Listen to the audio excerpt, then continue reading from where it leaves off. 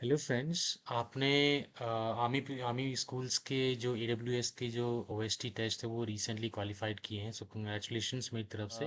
इनके application form के बारे में कि हम इसे कैसे भरें और कैसा क्या क्या क्या रिस्पॉन्सेज दें ताकि हमारा सिलेक्शन, हमारा जो फर्स्ट पार्ट है वो अच्छा हो। सबसे पहले मैं आपको बता दूं कि आर्मी पब्लिक स्कूल जो AWS के अंडर से आते हैं, आपको सबसे पहले इंटरव्यू में जाने से पहले इस ऑर्गेनाइजेशन के बारे में आप ज़रूर जान लें कि कितने स्कूल्स हैं, लाइक 137 स्कूल्स हैं टोटल। और ये कौन इसे हैंडल करता है, बिकॉज ये प्योरली गवर्नमेंट है नहीं, लेकिन ये यस सेंट्रल गवर्नमेंट की पे स्केल्स को फॉलो करता है, बट ये गवर्नमेंट नहीं है। बट डेफिनेटली ये रेगुलर आपको कर देगा, like till the age of 30-60 years you can serve in the army public school. लेकिन आप इस ऑर्गेनाइजेशन के बारे में जाने से पहले सब कुछ जान लें, इसके बारे में पहचान लें कि ये कैसा वर्क करता है, ये कैसे डिफरेंट है KVS से या किसी प्राइवेट स्कूल से, इसका वर्क कल्चर क्या है, इसमें क्या कौन से बच्चे पढ़ते हैं, कौन से बच्चे एलिजिबल हैं। आपको ये सारी इन्फॉर्मेशन होनी चाहिए, बिकॉज क्योंकि आर्मी पब्लिक स्कूल बहुत ही रेप्यूटेड स्कूल्स माना जाता है। क्योंकि इसमें लाइक जितने भी डिफेंस फोर्सेस, स्पेशली आर्मी के जो लाइक कर्नल और ब्रिगेडियर में भी इवन हायर ऑफिसर रैंक्स के बच्चे भी इसमें पढ़ते हैं, उनको एक अच्छी एजुकेशन वो एक्सपेक्ट करते हैं। तो डेफिनेटली आप इंटरव्यू पैनल में भी देखने वाले हैं कि वहाँ पे कर्नल लेवल के साइकोलॉजिस्ट, कर्नल लेवल के वहाँ पे बॉडी लैंग्वेज जज करने वाले, वहाँ पे एक अच्छा खासा पैनल मैन मिलेगा आपको। It is a more strict if you compare then KVS permanent interviews. KVS interviews में यू कैन बी बाइलिंगुअल। आप दोनों लैंग्वेजेस को यूज़ करके आप अपने इंटरव्यू को कुछ हद तक अपने लिए सिंपल बना सकते हैं। बट आर्मी स्कूल के इंटरव्यूज़ की मैं बोलूँ तो इससे आप ट्राई करें, कोशिश करें कि आप इसे 80-20 रेशियो रखें, कि आप कोशिश करें कि ज़्यादा इंग्लिश में आप कम्युनिकेट करें अपने थॉट्स को, अपनी जो भी आप बताना चाह रहे हैं। लेकिन अगर इन केस आपकी इंग्लिश नहीं इतनी अच्छी है या कुछ प्रॉब्लम आ रही है आपको कम्युनिकेट करते वक्त, तो आई सजेस्ट कि अगर आपके पास टाइम है, 10-15 दिन का आपके पास टाइम है, तो इसमें भी आप बहुत अच्छा कर सकते हैं, प्रोवाइडेड कि आप एक अपना बेस्ट पार्टनर चुनिए या जो भी आपके साथ में हैं। आप 10-15 दिन भी आप अगर आप इंग्लिश में लिखेंगे, बोलेंगे, आप डेली प्रैक्टिस करेंगे कि okay tell me about your daily routine, tell me what you have done since morning.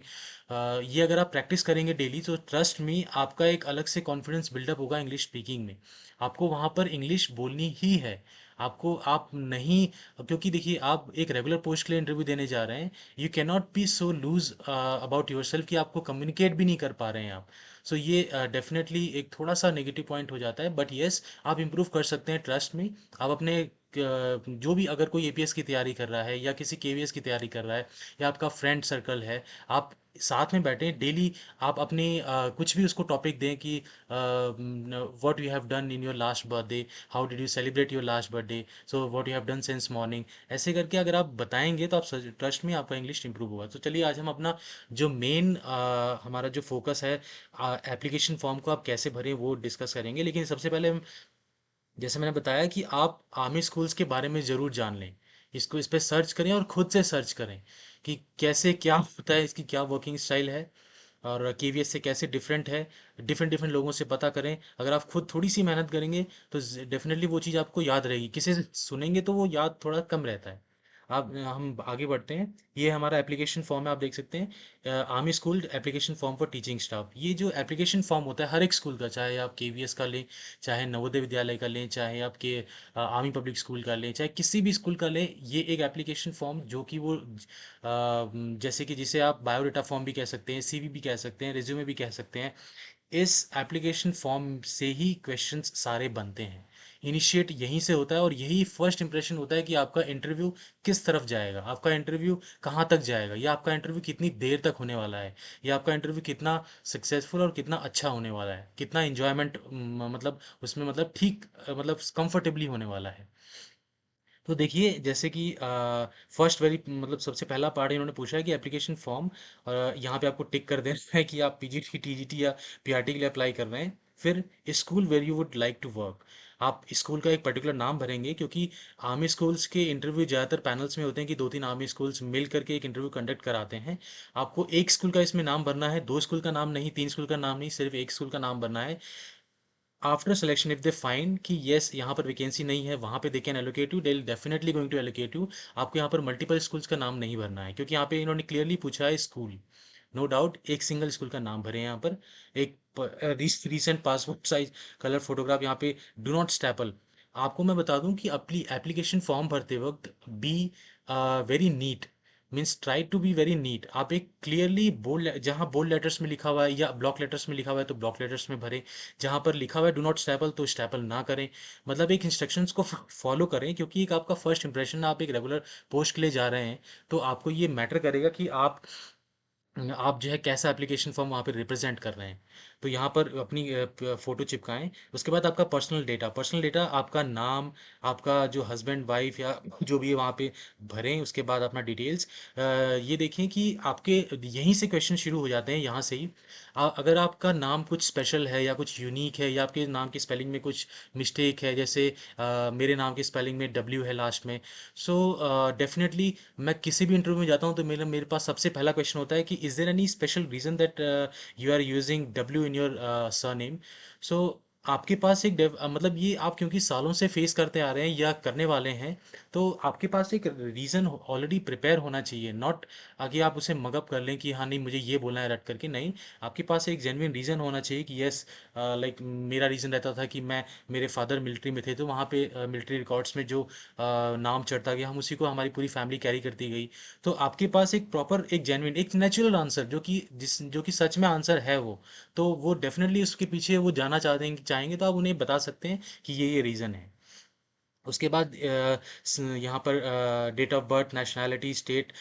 State में अगर आप किसी मेट्रो सिटी से बिलोंग करते हैं, सिटी से, तो उसकी वो थोड़ा सा कुछ पूछेंगे वो कि यू बिलोंग टू दिल्ली। सो ये डिपेंड करता है कि कैंडिडेट किस लोकेशन, किस सिटी से बिलोंग करता है। अगर वो किसी मेट्रो सिटी से बिलोंग करेगा, अगर वो किसी गांव से बिलोंग करेगा, तो दोनों को इंटरव्यू करने का जो वे होता है वो चेंज कर जाएगा।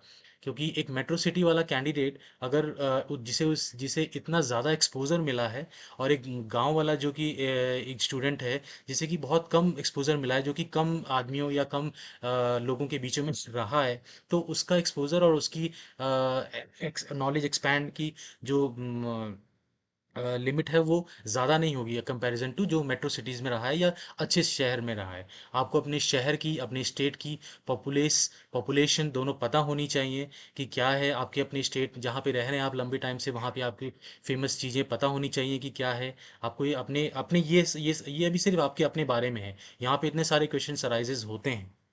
उसके बाद आपका उसके बाद आपका कॉन्टैक्ट डिटेल्स क्या है वो आप यहाँ पे डाल सकते हैं, ईमेल आईडी। उसके बाद ऑक्यूपेशन, ऑक्यूपेशन में प्रेजेंट, प्रीवियस ऑक्यूपेशन, यहाँ पर 5 कैटेगरीज आएंगी कि किन किन लोगों को यहाँ पर क्या क्या भरना है। जैसे कि प्रेजेंट ऑक्यूपेशन, अगर आप प्रेजेंटली कहीं काम कर रहे हैं, सो आपको उस अपने डेजिग्नेशन के बारे में बताएं, अपने इंस्टीट्यूशन, ये सब तो आप भर लेंगे, नॉर्मल चीज़ें हैं। लेकिन यहाँ से क्वेश्चंस कौन कौन से अराइज होंगे कि आपने प्रेजेंट में जो काम किया, वो किस स्कूल में काम किया है, कितना रेप्यूटेड वो स्कूल है, और मतलब क्या उसके 4 5 6 ब्रांचेस हैं। आपको अपने जिसमें आपने इसमें काम किया, अगर आप किसी प्राइवेट स्कूल में काम किया तो उसकी ब्रांचेस के बारे में आपको पता होनी चाहिए, कितनी ब्रांचेस हैं। मतलब आप जिस ऑर्गेनाइजेशन में काम करते हैं, डेफिनेटली आप उस ऑर्गेनाइजेशन के बारे में, आपको दे एक्सपेक्ट यू कि आप अपने ऑर्गेनाइजेशन के बारे में जानते हैं और उनके उसके वर्क कल्चर के बारे में जानते हैं। फिर पीरियड ऑफ नोटिस, अगर आप प्रेजेंट में वर्किंग हैं तो डेफिनेटली एक बॉन्ड वगैरह साइन होता है हर एक प्राइवेट ऑर्गेनाइजेशन के बीच, और जो भी एम्प्लॉय होता है कि हाँ आपको 1 महीने का नोटिस पीरियड सर्व करना होगा, तो आप यहाँ पे भर सकते हैं। और सैलरी जो भी आपने ड्रॉन की है लास्ट पे, वो यहाँ पे भर सकते हैं। और जैसे अगर आपने लास्ट ईयर काम किया था लास्ट एकेडमिक सेशन में, और अब आप नहीं काम कर रहे हैं, तो यू कैन डेफिनेटली से, और वहाँ पे दिख भी जाएगा कि आपने यहाँ पर काम किया है, कि आपने केवी में या किसी प्राइवेट स्कूल में काम किया है। वहाँ पर आपको जो पीरियड ऑफ नोटिस वाला कॉलम है, यहाँ पे आप ब्लैंक, आपको यहाँ ये एक इंपॉर्टेंट बात है कि आपको किसी भी कॉलम, जो भी कॉलम है पूरे एप्लीकेशन फॉर्म में, किसी को भी ब्लैंक नहीं छोड़ना है। आपको कुछ ना कुछ, या तो आप नॉट एप्लीकेबल लिखिए या NA लिखिए, या आप डैश वहाँ पे लगा दीजिए, लेकिन आपको किसी भी कॉलम को ब्लैंक नहीं रखना है। और ये हो जाएगा, जिन्होंने काम कर लिया, जो अभी काम नहीं कर रहे हैं तो वो यहाँ पे ब्लैंक छोड़ के, या यहाँ पे सॉरी, यहाँ पे एनए लिख करके आगे इसको भरें और अपना पोस्ट वगैरह सब डालें। तीसरा कैटेगरी आएगा इसमें कि जिन्होंने अगर 5 या 10 दिन ही सिर्फ काम किया है, या जिन्होंने सिर्फ 1 महीना ही काम किया है, वो भरें कि ना भरें। यस, अगर आपने किसी इंस्टीट्यूशन को ज्वाइन करके काम किया है, भले ही वो 5 या 10 दिन हो, आप इसमें यहाँ पे भर सकते हैं कि आपने वहाँ पे काम किया है। चौथा, जैसे कि अगर आप ट्यूशंस पढ़ा रहे हैं तो क्या ट्यूशंस वाले यहाँ पे भर सकते हैं? नहीं, ट्यूशंस क्योंकि ऑर्गेनाइजेशन नहीं है। ट्यूशन जैसे कि अगर आपने किसी एक रेप्यूटेड इंस्टीट्यूट जो कि स्कूल है, इस उन्होंने सिर्फ स्कूल इंस्टीट्यूशंस जो कि गवर्नमेंट एफिलिएटेड हो, जो कि सीबीएसई नॉर्म को फॉलो करता हो, वही इंस्टीट्यूशंस की डिटेल्स चाहिए। कोई भी कोचिंग इंस्टीट्यूट या वगैरह जहाँ आप कहीं पढ़ा रहे हो, वहाँ की डिटेल्स आप यहाँ पे ना भरें। अदरवाइज इसको एनए लिख करके आप आगे बढ़ जाएं। फैमिली लाइफ, आप अपनी फैमिली के बारे में बताएं कि आप मैरिटल हैं, विडोड हैं, मैरिड हैं, क्या है, ये सब बता सकते हैं। नेम एंड ऑक्यूपेशन, ऑक्यूपेशन अगर आपके हस्बैंड या मतलब जो भी करते हैं, जो भी क्लियरली आप वहाँ पे मेंशन करें। वहाँ से भी सवाल आएगा कि आप कैसे, अगर आप मैरिड हैं वहाँ मतलब, तो आप कैसे मैनेज, स्पेशली फॉर लेडीज़, अगर आप मैरिड हैं तो आप कैसे मैनेज करने वाली हैं। आपका फैमिली का कितना सपोर्ट है, आपके हस्बैंड कितना सपोर्ट करते हैं, आपके इन लॉज कितना आपको सपोर्ट करते हैं। उस ये आपका बैकग्राउंड, वहाँ पे जो जो कर्नल साइकोलॉजिस्ट होता है, वहाँ पे डेफिनेटली एक साइकोलॉजिस्ट प्रेजेंट होगा। वो आपकी एक पोर्ट्रा, आपकी एक बॉडी लैंग्वेज को और आपके आंसर्स को समझ के एक आपका पोर्ट्रेट बनाएगा, आपका एक बिहेवियर एक देखेगा, आपका बैकग्राउंड देखेगा कि आप किस बैकग्राउंड से आते हैं, आप इस जॉब को कंटिन्यू कर पाएंगे कि नहीं, आपको क्या क्या आपने जो है अपने अभी तक की लाइफ में फेस किया है, और आपका फैमिली का आपके पास कितना सपोर्ट रहा है, आपके स्पाउस क्या करते हैं, किस प्रोफेशन में है, वो कितना आपको हेल्प कर पाएंगे अगर आप कहीं पर आपको प्रॉब्लम आती है। वो सारी चीज़ें आपको यहाँ से आपको प्रिपेयर करके जानी है कि मुझे ये चीज़ें मैं बोल सकती हूँ। फिर नंबर ऑफ़ चिल्ड्रन, अगर अगर आपके बच्चे हैं तो डेफिनेटली वो आप पूछेंगे कि कि आप कैसे मैनेज करेंगे, अगर आपके बच्चे अगर छोटे हैं, 1-2 साल के हैं, 6 महीने के हैं, तो आप कैसे मैनेज करेंगे। तो एक अच्छा आंसर हो सकता है कि यस, मेरे इन लॉज काफ़ी कोऑपरेटिव हैं, मेरे साथ रहते हैं, तो they will going to help me. या अगर आपके इन लॉज नहीं रहते हैं तो विल गोइंग टू हायर किसी को हायर करेंगे। मतलब आपके पास एक आप जो भी एप्लीकेशन फॉर्म में लिखेंगे, तो उसका एक सपोर्ट, उसका एक बेस आपके पास रहना चाहिए कि ये प्रॉब्लम आएगी, ये प्रॉब्लम होने वाली है, और इसका मेरे पास सोल्यूशन ऑलरेडी है, जिससे कि मैं आगे लेके जॉब को कंटिन्यू कर सकती हूँ। सो अगला आएगा हमारा एजुकेशन रिकॉर्ड्स। एजुकेशन रिकॉर्ड्स में आप अपना, यहाँ पे क्लियरली लिखा हुआ है कि आप सेकेंडरी स्कूल मतलब कि टेंथ ऑनवर्ड्स अपना एजुकेशन भरें। मतलब यहाँ पे पहले टेंथ भरें, फिर यहाँ पे ट्वेल्थ, फिर यहाँ पे आप अपना ग्रेजुएशन, और अपना फिर पोस्ट ग्रेजुएशन, फिर जो बीएड, जो अपनी प्रोफेशनल क्वालिफिकेशन है, फिर अगर कोई सर्टिफिकेट कोर्स वगैरह है तो वो भी यहाँ पे भर सकते हैं। मार्क्स, परसेंटेज, ये सब ठीक है, division, year of passing, subjects taken. देखिए एप्लीकेशन फॉर्म में क्योंकि काफ़ी कम स्पेस है, तो या तो आप इसको एप्लीकेशन फॉर्म भरते हो तो आपको नीट रखना है, तो या तो आप, अगर आपने यूजुअल, क्योंकि ज़्यादातर बोर्ड्स में टेंथ तक सबके Hindi English math science English होती ही है, तो यहाँ पर सीधा साइंस लिख दें कि आपने साइंस मैथ्स पढ़ा है। तो ये कॉमन सब्जेक्ट्स हैं, इस हर बोर्ड्स में होते हैं। अगर नहीं है तो फिर लिखें, छोटा छोटा लिखें, मतलब आ जाए। लेकिन अगर एक ही वर्ड लिखेंगे तो दैट्स बेटर। और फिर अगर ट्वेल्थ में आपके लिख दीजिए, साइंस थी, कॉमर्स थी, एक एक वर्ड में कंप्लीट हो जाएगा ये। फिर ग्रेजुएशन में आप लिख दीजिए, जो आपकी अगर इंजीनियरिंग है या कुछ भी है, यहाँ पर वो सब्जेक्ट लें, कॉमर्स है, बीए है, आर्ट्स है, तो उसमें लिख दें, फिर यहाँ पर एक लिख दें। मतलब कि आपको ज़्यादा हौच पौच और ज़्यादा फिलअप करके अगर वो आपके बॉक्स से इधर उधर जा रहा है, वो it's irritate actually interview panel को, वो थोड़ा सा देखने में अच्छा नहीं लगता है। और जो चीज़ अच्छी नहीं लगी देखने में, थोड़ा सा अगर डिस्टर्ब करता है, थोड़ा सा वो मतलब नहीं सही है। उसके बाद name of university, board, institute, अगर यहाँ पे आपको अपना बोर्ड, सीबीएसई बोर्ड डाल के छोड़ दीजिए, यूपी बोर्ड डाल के छोड़ दीजिए, that itself is enough to understand कि हाँ ये किस बोर्ड से पढ़ा है, किस बोर्ड से इसने अपनी एजुकेशन ली है। उसके बाद अगर आपको इंस्टीट्यूट लिखना है, तो आप अपने यूनिवर्सिटी का नाम लिख दीजिए, आप अपने कॉलेज का नाम भी लिख सकते हैं। You can also use the abbreviation, I mean अगर आपका कॉलेज कोई कानपुर यूनिवर्सिटी है तो CSJMU यूनिवर्सिटी, जो भी आपको लिखना है वो आप यहाँ पे शॉर्ट फॉर्म में लिख सकते हैं, ताकि वो उसके बाहर ना जाए।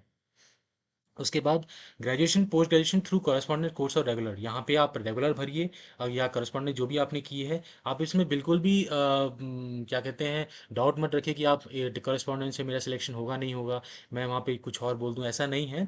आप वहाँ पे भरिए जो आपने किया है अपनी लाइफ में, या जो भी स्टडीज़ आपने जैसे भी कंप्लीट किए यहाँ पे भरिए।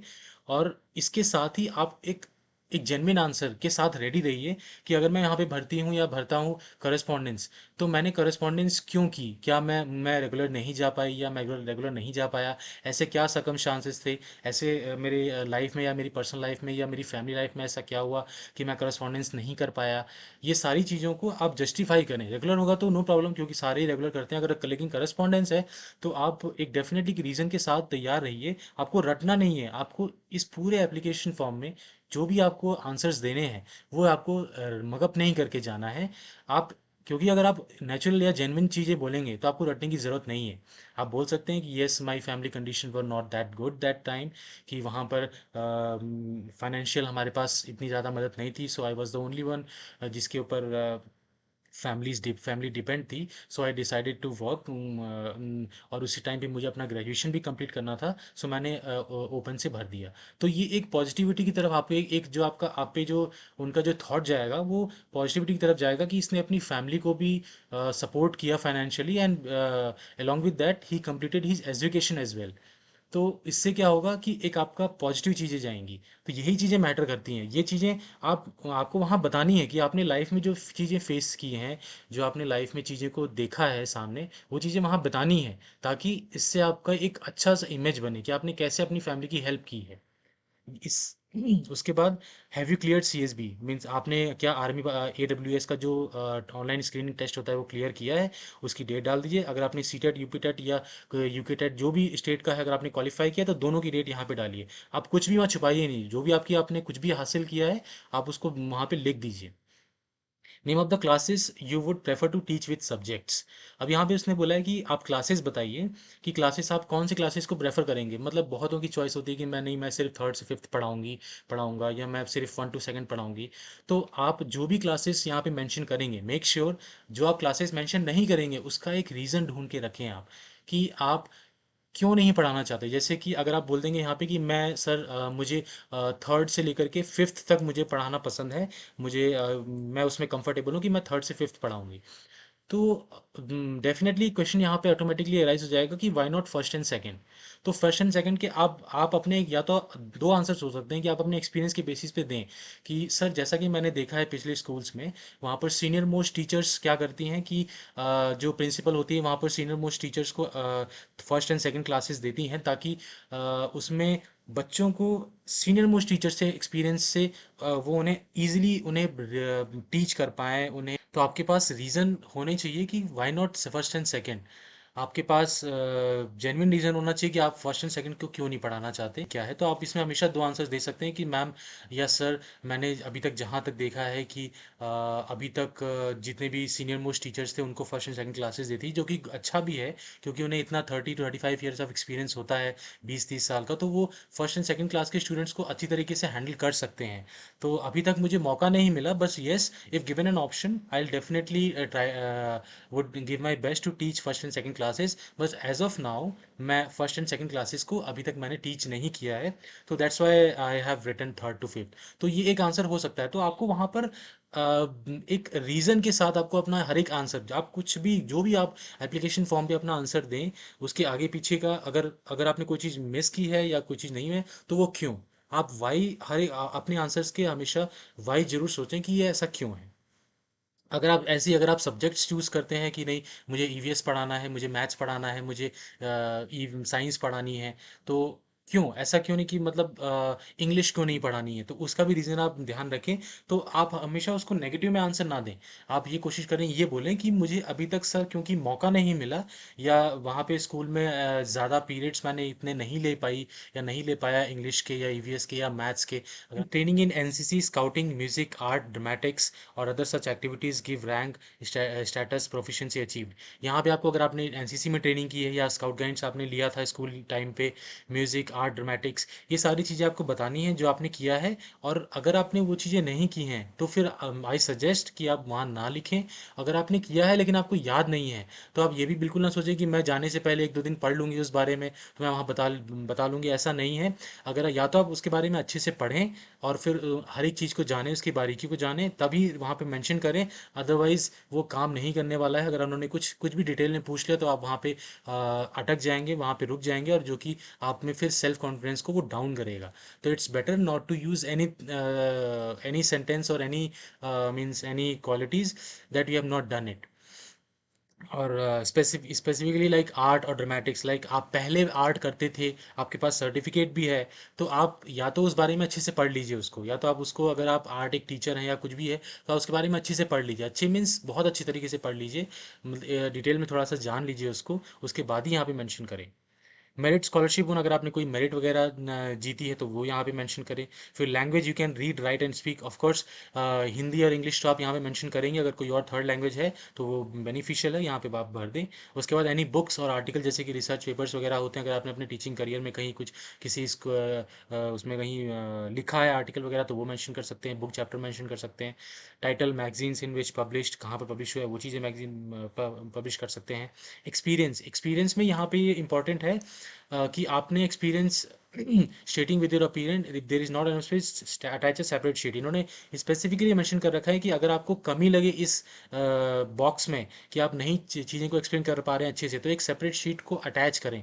मतलब कि वो चाहते हैं कि आप अपने एक्सपीरियंस को हर एक अच्छे तरीके से एक्सप्लेन करें कि आपने कहाँ एक्सपीरियंस किया है, क्या एक्सपीरियंस किया है, कौन से सब्जेक्ट्स पढ़ाए हैं, कौन सी क्लासेस को पढ़ाया है, कितने नंबर ऑफ स्टूडेंट्स को एक साथ पढ़ाया है, जो क्लासेस का स्ट्रेंथ कितना था, कितने साल तक पढ़ाया है, महीनों में पढ़ाया है, वो सारी चीज़ें यहाँ पे मेंशन करें।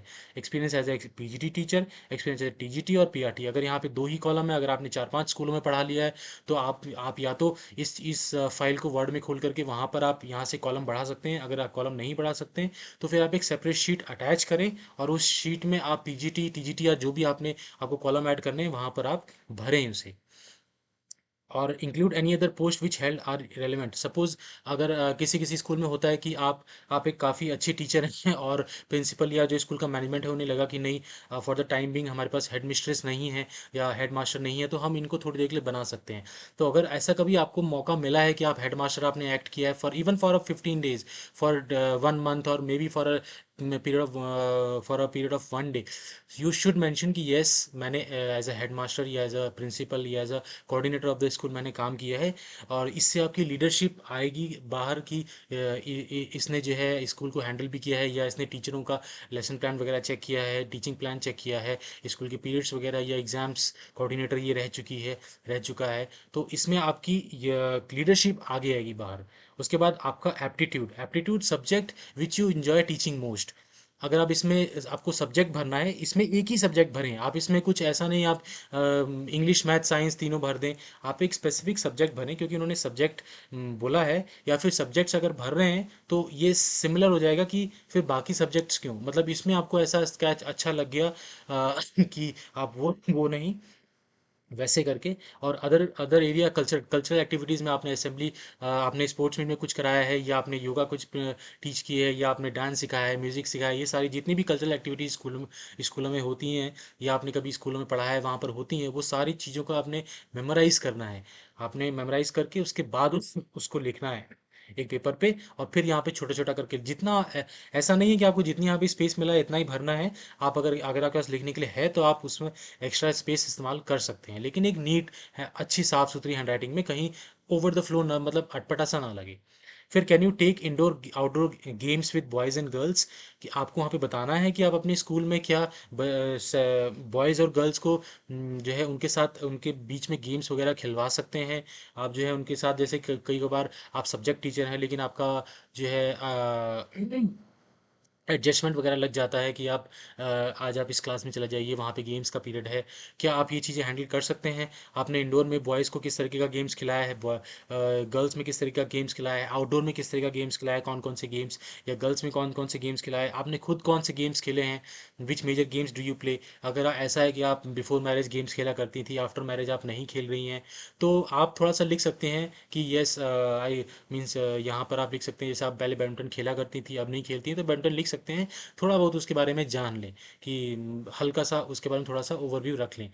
और किसी भी कभी भी कोई आंसर देते वक्त आप उसे नेगेटिव फॉर्म में ना दें, आप हमेशा एक पॉजिटिव फॉर्म की दें कि yes I use to play but now after marriage मुझे टाइम नहीं मिल पा रहा है, या जो भी है आप उसे पॉजिटिव एक तरीके से बताएं। फिर आएगा हेल्थ, कि आप what kind of health do you keep, आप किस तरीके का हेल्थ अपने फैमिली के लिए, अपने लिए रख रही हैं, मतलब किस तरीके से आप अपने आप को हेल्दी रख रही हैं। तो आप क्या खाती हैं, क्या पीती हैं, या आप क्या जो है मतलब किस तरीके का एक्सरसाइज वगैरह अगर आप करते हैं, मेडिटेशंस वगैरह करते हैं, तो आप यहाँ पे मेंशन कर सकते हैं कि इससे मुझे इस इन सब चीज़ों करने से मुझे I keep my self healthy और मेंटली और फिजिकली फिट। और ये चीज़ें लिखनी है यहाँ पे। फिर do you need any medical treatment assistance, आपको कुछ मेडिकल या ट्रीटमेंट असिस्टेंस की ज़रूरत है और for the disease you are suffering from, अगर कोई डिसीज के साथ अगर आप सफ़र कर रहे हैं तो you can mention here. Are you differently able, अगर आप फिजिकली हैंडीकैप वगैरह हैं तो यहाँ पर आप मेंशन कर सकते हैं फॉर श्योर। फिर co curricular activities games and sports, what co curricular activities can you teach, जो अपनी एक्टिविटीज़, ये तो थी गेम्स वगैरह चीज़ें आपने यहाँ बताई। को करिकुलर एक्टिविटीज़ आप कौन कौन सी चीज़ें करा सकती हैं, जैसे बहुत सारी हैं को करिकुलर एक्टिविटीज़, मतलब अंताक्षरी करा दिया, ऐसे कंपटीशन करा दिया, पेंटिंग कंपटीशन करा दिया। मतलब को करिकुलर एक्टिविटीज़ मतलब कि आप एजुकेशन के साथ साथ बच्चों को और क्या क्या चीज़ें उनकी इंग्लिश स्पीक, कभी पार्क में ले जाके कुछ वो कंपटीशन करवा दिया, मतलब कौन कौन सी चीज़ों का आप कर सकते हैं। तो ऐसे करने के लिए चीज़ें बहुत सारी हैं, बहुत सारी चीज़ें हैं, तो आप सारी चीज़ें यहाँ मेंशन नहीं कर सकते, लेकिन आप मेजरली चीज़ें जो कि आपने पिछले अपने स्कूल्स में की होंगी वो आप यहाँ पर बता सकते हैं। Computer knowledge separate sheet can be attached, ये स्पेसिफिक है आजकल, क्योंकि चाहे केवीएस हो, चाहे आर्मी पब्लिक स्कूल हो, चाहे कोई सा भी स्कूल हो, डिजिटल एजुकेशन पे बहुत ज़्यादा फोकस किया गया है। तो कंप्यूटर नॉलेज वो आपके बारे में अगर जानना चाह रहे हैं तो आपको जो जो नॉलेज है आपको यहाँ पर मेंशन करनी है। अगर स्पेस कम पड़ रही है तो आप सेपरेट शीट अटैच करें, लेकिन आप उस चीज़ को बहुत अच्छे से मेंशन करें। डिग्री डिप्लोमा किया है आपने तो वहाँ पे बताएं, अगर नहीं किया है तो नॉट एन इशू। कई कई लोग ऐसे होते हैं जिन्होंने डिग्री डिप्लोमा किया नहीं हुआ है, लेकिन उन्होंने बचपन से वो कंप्यूटर चला रहे हैं, लैपटॉप चला रहे हैं, डेस्कटॉप चला रहे हैं, इन्वायरमेंट उनका उसी में रहा है, तो वो अच्छे से जानते हैं। जिन्हें नहीं पता है तो आप इस बिल्कुल भी सोचे मत, क्योंकि अभी रिसेंटली रिजल्ट पब्लिश हुआ है, आपके पास टाइम बहुत ज़्यादा है। अगर आप 20 दिन भी प्रैक्टिस करते हैं, अगर आप 10-15 दिन भी प्रैक्टिस करते हैं कंप्यूटर की, तो एक अच्छी नॉलेज हो जाती है आपको एक स्कूल में अपने आप को एज एन एम्प्लॉय, जो कि आपको पता होनी चाहिए, वो अच्छी नॉलेज आप गेन कर सकते हैं। लेकिन आपको थोड़ा सा हार्ड वर्क करना होगा। 10-15 10-15 days are absolutely enough. Any experience on working on computer details, आपको एक्सपीरियंस क्या है, कि आपने हार्डवेयर सॉफ्टवेयर के बारे में आप क्या जानते हैं, उनके ट्रबल शूटने के बारे में क्या जानते हैं आप, कैसे मतलब क्या उनको जैसे आपको प्रोजेक्टर कनेक्ट करना हुआ, या आपको कोई हार्डवेयर या किसी को टीच करना हुआ, स्टूडेंट्स को आपको उसके बारे में बताना हुआ, कोई सॉफ्टवेयर इंस्टॉल करना हुआ, विंडोज इंस्टॉल करना हुआ, ये सारी चीज़ें आप अगर जानते हैं तो यहाँ पर आप लिखें। Do you own a personal laptop, अगर आपके पास लैपटॉप है या डेस्कटॉप है, जो भी है, अगर है तो लिखें। ये ना ये फिर your knowledge of computer hardware, आपके पास आपको कंप्यूटर हार्डवेयर की कितनी नॉलेज है। हार्डवेयर की नॉलेज का ये मतलब नहीं है कि आपको वहाँ पे रिपेयर करना है, लेकिन आपको थोड़ा सा नॉलेज ये होनी चाहिए कि अगर यहाँ पे मैंने पावर कनेक्ट कर दिया, इसमें पावर नहीं आ रही है, तो इसका मतलब है कि इस हार्डवेयर में प्रॉब्लम है। तो आप इस तरीके से डायग्नोस कर सकें, जो बेसिक डायग्नोसिस है किसी एक पर्टिकुलर हार्डवेयर को करने की, वो आपको पता होनी चाहिए। एक कॉमन सेंस वाली बात होती है कि हाँ, अगर मान लीजिए आपको कहा गया कंप्यूटर ऑन करने के लिए, उसका प्रोजेक्टर ऑन नहीं है, उसका पीसी ऑन नहीं है, तो आप पहले उस हार्डवेयर को देखें, चेक करें पावर सप्लाई क्या है उसकी, फिर उसको ऑन करें। ये सब चीज़ें वहाँ पे पता होनी चाहिए। Other activities, if answering, please indicate personal characteristics, interest, aspirations you have which you believe will be valuable to these institutions. अब ये क्वेश्चंस इनडायरेक्टली ये पूछना चाह रहे हैं कि आप आर्मी पब्लिक स्कूल में आएंगे तो आप आपने ऐसी क्या किया, आपने ऐसी क्या खूबियां हैं आपके, चाहे वो पर्सनल लाइफ से रिलेटेड हो, चाहे वो इंटरेस्ट से रिलेटेड हो, चाहे वो आपकी एस्पिरेशन हो, ऐसा क्या है कि आप इस स्कूल, इस आर्मी पब्लिक स्कूल, इस ऑर्गेनाइजेशन को बेनिफिट करेंगे, इस ऑर्गेनाइजेशन के बच्चों को आप एक अच्छा वो दे पाएंगे, स्कोप दे पाएंगे, फ्यूचर दे पाएंगे। ऐसा क्या है आपने वो चीज़ें यहाँ पे मेंशन करनी है। Give names of 2 references which you should know, अगर आपने पीछे पिछले अपने टीचिंग एक्सपीरियंस है आपके पास, तो आप उसमें से जो आपके बेस्ट, जो आपके कलीग्स रहे उनका यहाँ पे दे सकते हैं। अगर कोई भी नहीं है, अगर आप नॉन एक्सपीरियंस हैं, तो आप यहाँ पे अपने स्कूल्स या किसी अपने कुलीग, आपने जहाँ भी काम किया है वहाँ का उन रेफरेंस दे सकते हैं। अगर वो भी नहीं है तो आप रिलेटिव्स का तो बिल्कुल ना दें, लेकिन हाँ, आप किसी भी वर्क कल्चर में अगर आप कभी भी कहीं कनेक्ट हो तो आप उनका नाम यहाँ पे दे सकते हैं। और यहाँ पे आप ये तो आपको ब्लैंक छोड़ना है। फिर अग्रीमेंट है ये कि आप AWS रूल्स एंड रेगुलेशंस को फॉलो करेंगे, और यहाँ पे fine up to for the final term आप मिनिमम यहाँ पे क्लास को पढ़ाएंगे, और ये फिक्स बाय मैनेजमेंट जो भी मैनेजमेंट का रहेगा उसी चीज़ को फॉलो करेंगे। इसके बाद एप्लीकेशन हमारा खत्म हो जाएगा।